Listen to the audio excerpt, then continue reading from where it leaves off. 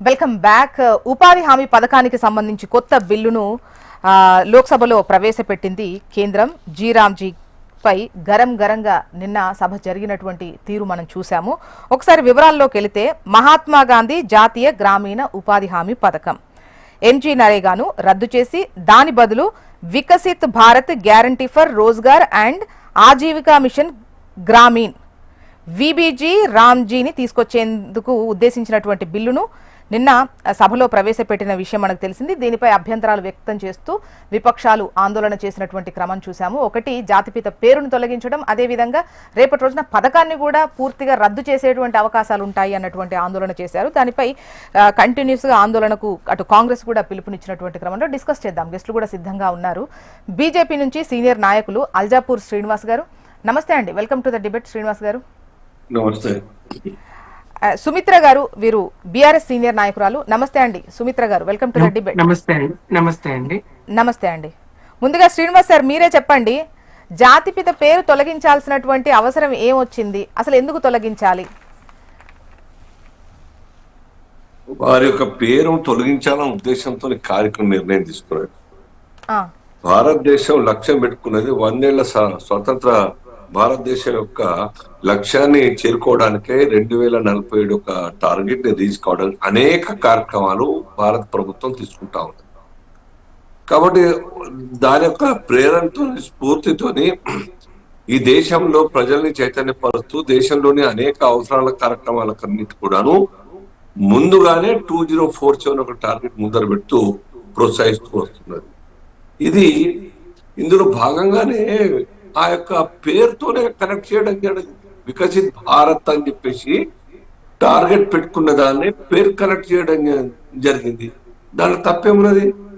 అనేక సందర్భాల్లో ఈ యొక్క దేశ రాజకీయాల్లో పేర్లు కూడా మారినాయి.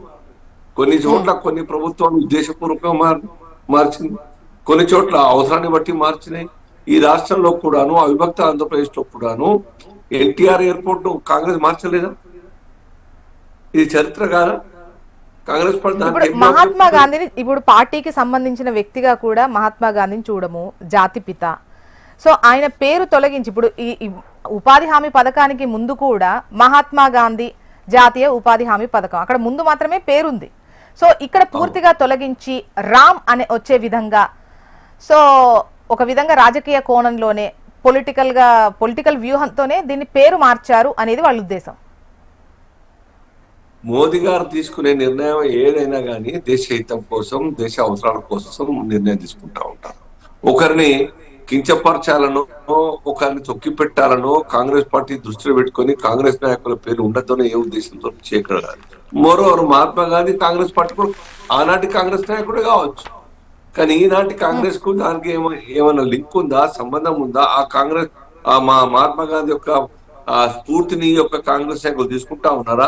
వారి యొక్క మాటలు ఎప్పుడో విన్నటువంటి చరిత్ర ఉందా ఎప్పటి కాంగ్రెస్ నాయకులకు? సో వాళ్ళు తీసుకోవట్లేదు, మీరు కూడా వద్దంటున్నారు. అయితే వాళ్ళు తీసుకోలేదు అంటున్నారు, మీరు కదా తొలగించొద్దు అని అడుగుతోంది వాళ్ళు. తొలగించింది మీరు. పార్టీలకు అతీతంగా కొంతమంది నేతలు మిగిలిపోయారండి. వాళ్ళను కూడా ఇప్పుడు సర్దార్ గారిని అంత మంచిగా విగ్రహం పెట్టుకున్నాము, ఐక్యతా చిహ్నంగా మార్చుకున్నాము, అన్ని అంటే పార్టీలకు అతీతంగా చూసే వ్యక్తులు కొంతమంది ఉంటారు, మహానుభావులు. సో వాళ్లకు సంబంధించి ఎందుకు తీసేయాల్సినటువంటి అవసరం ఏముంది అని వాళ్ళు ఫాలో అవ్వట్లేదు. ఓకే, మీ విమర్శను తీసుకుందాము. ఆయన దారిలో నడుస్తున్నారా అంటే పోనీ నడవట్లేదు అని అనుకుందాము. సో ఇక్కడ మీరు తొలగించదాన్ని బట్టి అడుగుతుంటే వాళ్ళు నడుచుకోవట్లేదంటే ఎట్లా? ఇక్కడ పెట్టిన పేరులోని అంతరార్థం అర్థం చేసుకోండి. వికసిత్ భారత్ అనే ఒక ముందున్నటువంటి లక్ష్యాన్ని చేరుకోవడానికి ఈ దేశ ప్రజల్లో సుమారుగా ప్రతి ఏటా 45 వేల కోట్ల రూపాయలు బడ్జెట్ కేటాయిస్తున్నదాన్ని ఈ యొక్క దేశం ఏ రకంగా ప్రేరణ పొందాలనే ఉద్దేశంతో ముందర పెట్టుకుంటాం. డెవలప్ కావాలనే ఉద్దేశంతో. సో దీంట్లో తప్పేమున్నది? అసలు అయినా ఈ దేశంలో గాంధీ పేరు లేనటువంటి స్కీమ్లు ఉన్నాయా? నెహ్రూ పేరు లేని స్కీమ్లు ఉన్నాయా? మీరు చెప్పండి. వాళ్ళే ఉన్నారు అట్లంటే విచిత్రం అనిపించింది. ఈ దేశంలో కాంగ్రెస్ పార్టీకి ఆ నాయకులు తప్ప ఇంకా వేరే పేర్లు లేవా? యొక్క పేరు పెట్టడానికి ఈ స్కీమ్ గురించి చెప్పట్లేదు. అందువల్ల జనరల్ గా చెప్తా ఉన్నాను, దేశంలో అనేక స్కీమ్లు రన్ అవుతా ఉంటాయి, రాష్ట్రాల్లో రన్ అవుతా ఉంటాయి.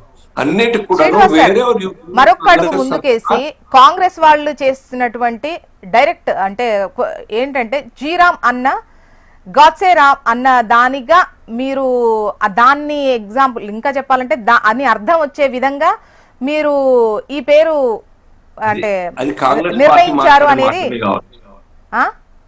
జీని గాడ్సే అంటారు, జీని గ్రామీణం ఏమంటున్నాం. కాంగ్రెస్ పార్టీ దాని యొక్క వక్రవాసం చెప్పి దేశ ప్రజల్ని తప్పుదారి పట్టించే ప్రోగ్రాం.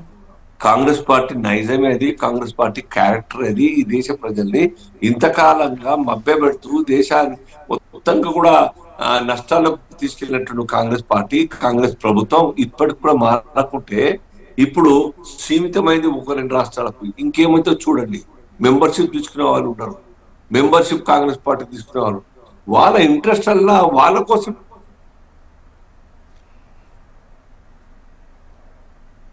మేబీ మ్యూట్లో వెళ్ళిపోయింది శ్రీనివాస్ సార్, వాయిస్ వినిపించట్లేదు, మేబీ మ్యూట్లోకి వెళ్ళిపోయినట్టుగా ఉంది. లేదే, నాకు క్లియర్ ఉంది, మ్యూట్ లేదు. ఇప్పుడు క్లియర్ అవుతుంది. ఇప్పుడు ఓకే. ఇప్పుడు మేము ఏ నిర్ణయం తీసుకున్నా in the interest of nation, దేశ అభివృద్ధి కోసం నిర్ణయం తీసుకుంటాం. కాబట్టి మాకు సపోర్ట్ చేస్తా ఉన్నారు దేశ ప్రజలు. అన్ని రాష్ట్రాలకు సపోర్ట్ దొరుకుతా ఉన్నది. చూడలేదా నిన్న మన కేరళలో చూడలేదా?